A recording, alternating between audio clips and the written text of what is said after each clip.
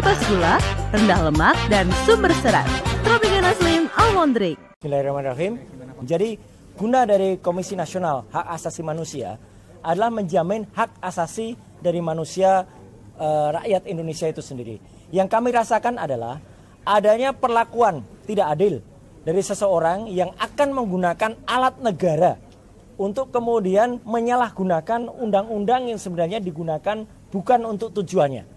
Jadi jelasnya adalah undang-undang ITE yang alhamdulillah saya termasuk perancangnya bersama dengan rekan-rekannya itu tidak digunakan untuk itu, tapi dipaksakan untuk kemudian digunakan menjerat masyarakat biasa yang kemudian bahkan tujuannya adalah sebenarnya untuk ilmu pengetahuan. Yang kami pertanyakan itulah hak publik untuk bertanya. Dan pertanyaan itu adalah pertanyaan standar, pertanyaan biasa. Kenapa ada seorang yang pernah menduduki jabatan publik tapi ijazahnya kemudian dipertanyakan? Itu sampel saja. Dan kami melihat adanya sindikasi yang sangat besar di sini. Ketika sebuah universitas yang sangat terkenal kemudian merasa harus mengikuti selera dari penguasa. Jadi itu yang kami laporkan kepada Komnas HAM, dan insya Allah Komnas HAM bisa kemudian tadi yang saya dengar Pak Lulu dan Mbak Grace juga berkomunikasi dengan salah satu komisionernya Pak Ulil, dan moga-moga kami nanti bisa melihat perkembangan dan guna dari Komnas HAM ini, dan bahkan kami tidak hanya berhenti di sini karena kami akan menyampaikan ini ke level yang lebih tinggi lagi, yaitu di level internasional.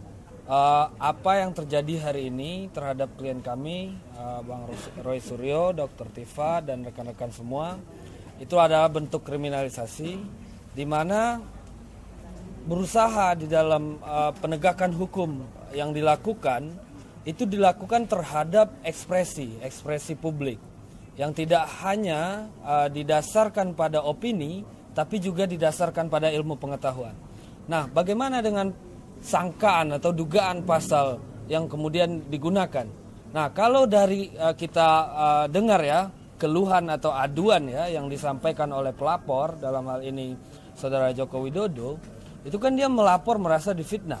Tapi kemudian oleh pihak kepolisian di dalam perkara ini digunakan pasal-pasal yang sifatnya itu adalah melindungi suatu informasi atau transaksi elektronik yang bersifat sistemik. Artinya mungkin informasi perbankan dibobol, informasi resmi dari sebuah situs pemerintah, BPJS dan seterusnya. Itulah yang ancaman penjaranya 12 tahun penjara, yaitu pasal 35 Undang-Undang ITE, atau pemalsuan bukti, menyembunyikan informasi, proses hacking dan lain-lain di pasal 32 Undang-Undang ITE. Kita tahu selama ini orang tidak bersetuju dengan orang lain atas pendapat yang dia tidak suka, tidak menggunakan cara-cara seperti itu. Dia menggugat di pengadilan atau dia mengadu menggunakan fitnah atau pencemaran nama baik. Tapi ini siapa ini yang pertama kali kemudian menginisiasi agar pasal-pasal yang setiap hari orang yang terlapor itu bisa diancam, ditahan begitu saja, dan lain-lain di pasal 32 Undang-Undang ITE. Kita tahu selama ini atas pendapat yang dia tidak suka, tidak menggunakan cara-cara seperti itu. Dia menggugat di fitnah atau pencemaran nama baik. Tapi ini